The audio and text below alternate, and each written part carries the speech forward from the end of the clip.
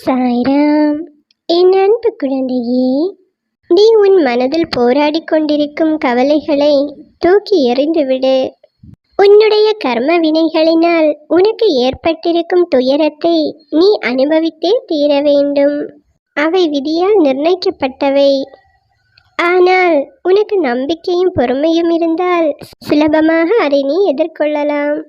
முதலில் நீ உன்னிடம் இருக்கும் பொறாமையை விட்டுவிடு. நீ வெறுக்கும் மனிதர்கள் வாழ்வில் வளர்ந்து விட்டால் உனக்கு என்ன நஷ்டம் வரப்போகின்றது? எந்த தீங்கும் செய்யாத எனக்கே இவ்வளவு கஷ்டம், ஆனால் கேடு செய்த அவர்களுக்கு நல்லது நடக்கின்றதே என்று நீ பொறாமை கொள்கின்றாய். என் குழந்தையே, அது அவர்களுடைய கர்ம பலன்களினால் கிடைக்கின்றது. நீயும் அவர்களைப் போன்று பதவி, அதிகாரம், பணம், செல்வாக்கு உனக்கு கிடைக்க வேண்டும் என்று ஆசைப்படுகின்றாய். அந்த ஆசையே உன்னை தேடி வருகின்ற நல்லதும் வரவிடாமல் தடுத்து விடுகின்றது. ஆசைப்படுவது தப்பில்லை என் குழந்தையே, ஆனால் பேராசைப்படுவது நிச்சயம் தவறு. உனக்கானது உனக்கு நிச்சயம் கிடைக்கும். அதற்காக மற்றவர்களைப் போல் இருக்க வேண்டும் என்று ஆசை கொள்ளாதே. ஒன்றை மட்டும் நீ புரிந்து கொள் என் குழந்தையே, எல்லோரும் ஒரே மாதிரியான வாழ்க்கையை வாழ முடியாது. அவர்களுடைய கர்ம வினைகளின்படி அது மாறுபடும். உனக்கான நல்ல பலன்கள் உனக்கு நிச்சயம் கிடைக்கும். அது வரும் வரை நீதான் பொறுமையுடன் இருக்க வேண்டும்.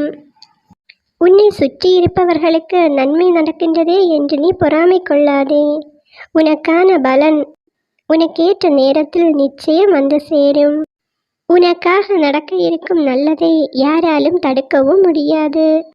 என் குழந்தையே, உலகில் நிறைய பேர் உன்னை விட மிகவும் துயரத்தை அனுபவித்து வருகின்றார்கள். அப்பொழுது நீ நினைத்துப்பார், அவர்களுக்கு எவ்வளவு ஏக்கம் இருக்கும், எவ்வளவு மனவலி இருக்கும் என்று. அதனால் என் பிள்ளையே, நீ எப்பொழுதும் இருப்பதை வைத்து மகிழ்ச்சியாக வாழ கற்றுக்கொள். உனக்கான நல்லது உன்னை தேடி நிச்சயம் வந்து சேரும். எதற்கும் நீ மனதை வருத்தி கொள்ளாதே. உன்னை சுற்றி இருப்பவர்களை பார்த்து ஏக்கம் கொள்ளாதே. நீ எப்பொழுதும் பிறரை பார்த்து பொறாமை கொள்வதை விட, நானும் பாக்கியசாலிதான், நானும் ஒரு நாள் வாழ்க்கையில் நிச்சயம் வெல்வேன் என்ற நல்ல எண்ணத்தை வளர்த்து கொள்ள வேண்டும். அப்படிப்பட்ட நல்ல எண்ணத்தை நீ வளர்த்து கொள்ளும் போது உன்னை சுற்றி நல்லதே நடக்கும். என் பிள்ளையே, நீ ஒன்றை இழந்தால் அதைவிட சிறந்தது ஒன்று உன்னை தேடி வரும். நீ இழந்தது உனக்கு நல்லதல்ல என்பதை காலம் உனக்கு புரிய வைக்கும். நீ விரும்பும் எது உனக்கு கிடைக்காமல் போகின்றதோ அதனுடைய நன்மை பிற்காலத்தில் தான் அது உனக்கு புரியும். என் குழந்தையே, நீ உன் மனதில் இருக்கும் அழுக்கை அகற்றிவிட்டு நம்பிக்கையோடு காத்திரு. உனக்கு நல்லதே நடக்கும். ஓம் சாய்ராம்.